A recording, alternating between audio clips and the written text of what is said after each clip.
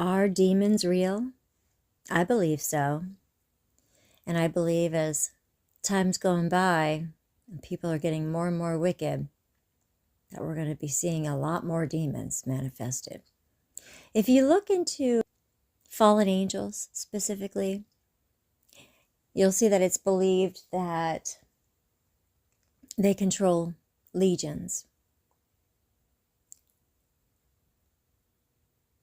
A lot of demons are roaming around this earth. And Arab claims to have seen them. If you're not familiar with him, he travels around the world. He goes to some really sketchy places. I just was introduced to him because he recently went to Iran. He went to Iran, I believe it was 1 month before the war started. So check him out and check out this full interview by Julian Dory. I'm going to play maybe like 10 minutes of it for you here. Enjoy. And let me know, do you believe in demons? Have you seen any? I do believe I had an encounter one time. I was sleeping. I fell asleep on the sofa. I was a teenager. My father was away. I woke up and I was home alone. I woke up and I saw what looked like a dark figure. Thought it was my dad. Walk by me. And it felt like they grabbed my foot, but I fell right back to sleep. Just to find out that he didn't come home that night. Was it a dream? Years later, it came out that my oldest sister had seen a dark figure. I don't know. Many times in that same house. Let's check this out. Then content, but then it goes south. Yeah, that's when the content became real for me. I felt the actual impact that content had because it had that impact on my life. Like it turned real. You know, this wasn't a game anymore where I'm some character. You know, like my videos are kind of authentic, but you always have that little character. Right. Right? Like you're entertaining at the same time. And so Haiti is where it became real.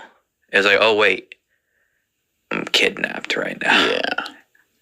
But you kept kept in character in a way. Like you were, I was watching the videos. It was like pretty riveting, but you're calm and like friendly with them the whole time. First of all, how did it even go down? Like for people who aren't familiar with the story and haven't seen the videos, how did you, when you got into Haiti, what were you looking to do? And then how'd you get kidnapped? Well, the thing is the kidnapping is a little worn out. You'd be surprised how many people actually just got sick of it. It's more the lessons that were learned out of the kidnapping that should be talked about. And what are they? You know, in the West, they have this thing called therapy.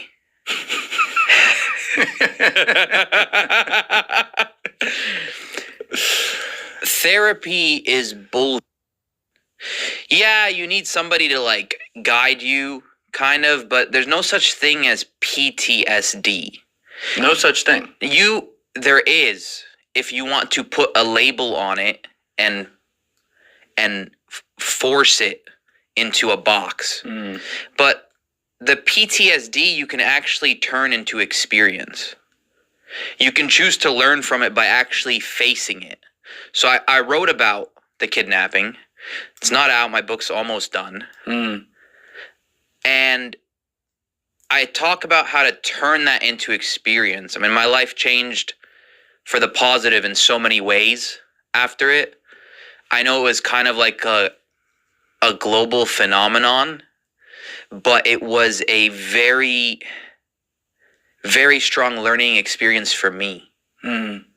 Aside from what I put my family through, aside from the actual entertainment that came out of it, or the knowledge that people get to see on like how to handle a situation like this, is the actual impact it had on who I've become after that. And who is that?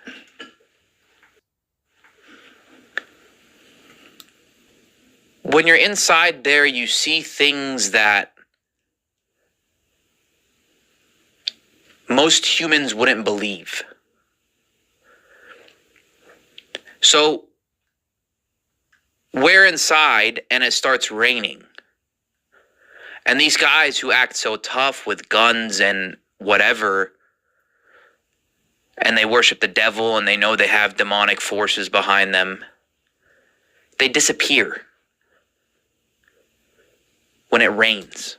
So like I'm sitting in the cage, and all of a sudden my translator who's with me, who's also kidnapped, goes, "You see what just happened?" And I was like, "No." And he goes, "These voodoo guys, they're afraid of the rain from the sky." The murderous drug dealers afraid of the rain. The rain. They're afraid of the rain. It makes them weak, is what they say in Haiti. But what does that actually mean? It means they're possessed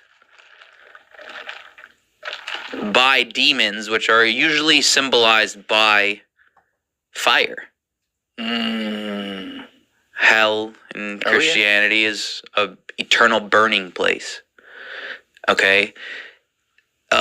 In the Quran as well, jinn, which is demons, are fire. So when you come out, you look for answers. You're like, why? You know, you Google voodoo week water. You see something. It's like, oh yeah, this says these, you know, they're afraid. It's rumored. For me, it wasn't rumored. I saw it. So then I come out and I ask the question. I'm like, what was that? I don't know what that was, but I want to know more about it.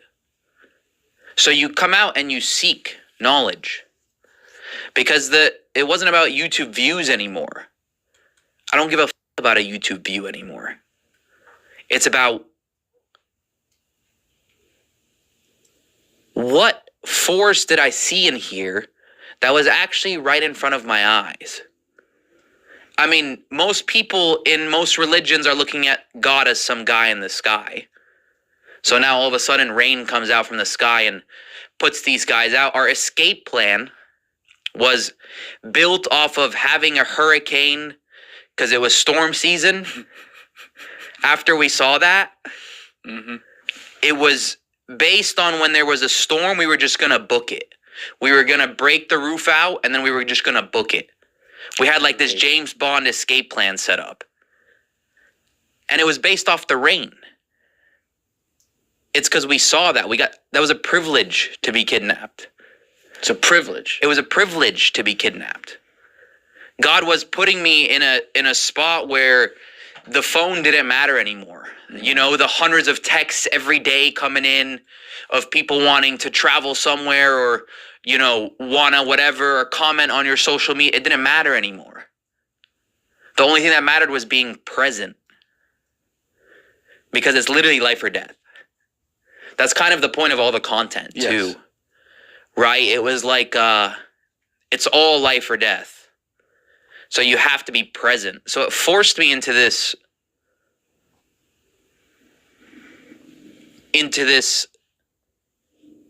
really important presence. Not worrying about anything in the future. Not worried about anything in the past. Not worried about the next YouTube number. Not worried about, you know, something I did yesterday. No, I'm here. I need my full capabilities here, or I'm dead. How did you keep such wits about you and such a calm demeanor? And also, not for nothing, you stayed in the ability. This is what I meant when I said, it's not the right way to say it, but this is what I meant when I said you stayed in character. You stayed in the ability to still capture things, confirm that with them, and make sure that was okay so people could see what was happening to you. But you weren't, you know, most of the time, you weren't sitting there shaking or anything. You're capturing it. You're breaking bread with these guys, quite literally. They're laughing with you, but they're also negotiating with your family to, like, Laughing. get you home. Yeah. Laughing. Laughing is how. That's exactly the answer. It's laughter. That's why I felt a good aura. That's why I delayed my flight after I met you guys. I appreciate you doing that. Yes, because the laughter is really important. Laughter is a universal language. You don't need missiles. You don't need missiles. Yeah, you don't. There is laughter, okay? And laughter has allowed me to communicate with all these people. And at the same time, I was raised in a Catholic school. And I remember this lesson that Christ will never give you a cross that you can't handle, which is actually basically just saying that like you'll never have a challenge that you can't overcome. Okay, everybody translates it in a different way. And so I remembered that when we got there, and I was like, okay, well you have two ways you could take this. Or we're going to make the best out of this. So I'm making the best out of it. It doesn't matter if someone's holding a gun to me in the corner of a room. Okay, I'm still making the best out. I'm trying to survive, sure. But I'm going to make the best. And then two, they smell fear. Oh, yeah. They can feel it. That's universal in a different way, just like laughter. Yes. Yeah. So you can't show fear. So you're standing in front of, 30 guys with guns after the warlord shows up, and you're looking at him and you're trying to make them all laugh.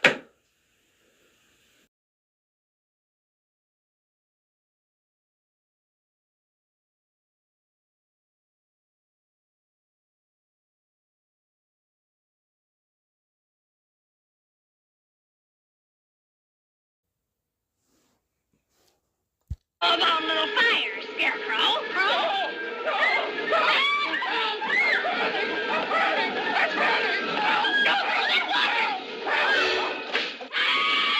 You cursed brat! Look what you've done! I'm melting! Melting! Oh, what a world! What a world! Who would have thought a good little girl like you could destroy my beautiful wickedness? Ah, look out! Look out! I'm going!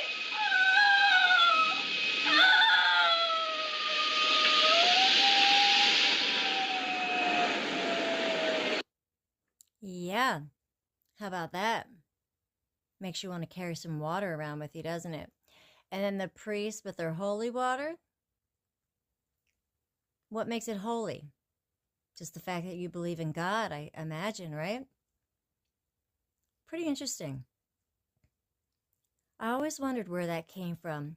Why did water destroy the witch? And now we know why, because she was full of wicked demons. They really do put everything right out in front of us, don't they? What other scenes can you think of where water... Oh, I know. The signs. Where are you going? To the lake. Way I see it, these places marked in crops and such, none of them are really near water. I don't think they like water. And then I think of all those Bible verses that talks about living water. John 4:14, but whoever drinks the water I give them will never thirst. Indeed, the water I give them will become in them a spring of water welling up to eternal life. John 7:38, whoever believes in me, as scripture has said, rivers of living water will flow from within them. Revelations 21:6, he said to me, it is done. I am the Alpha and the Omega, the beginning and the end. To the thirsty I will give water without cost from the spring of the water of life. Isaiah 12:3, with joy you will draw water from the wells of salvation. Jeremiah 2:13, my people have committed two sins. They have forsaken me, the spring of living water, and have dug their own cisterns, broken cisterns that cannot hold water. And this is the most powerful one, I believe, Revelation 22:1-2. Then the angel showed me the river of the water of life, as clear as crystal, flowing from the throne of God and of the Lamb, down the middle of the great street of the city. On each side of the river stood the tree of life, bearing 12 crops of fruit, yielding its fruit every month, and the leaves of the tree are for the healing of the nations.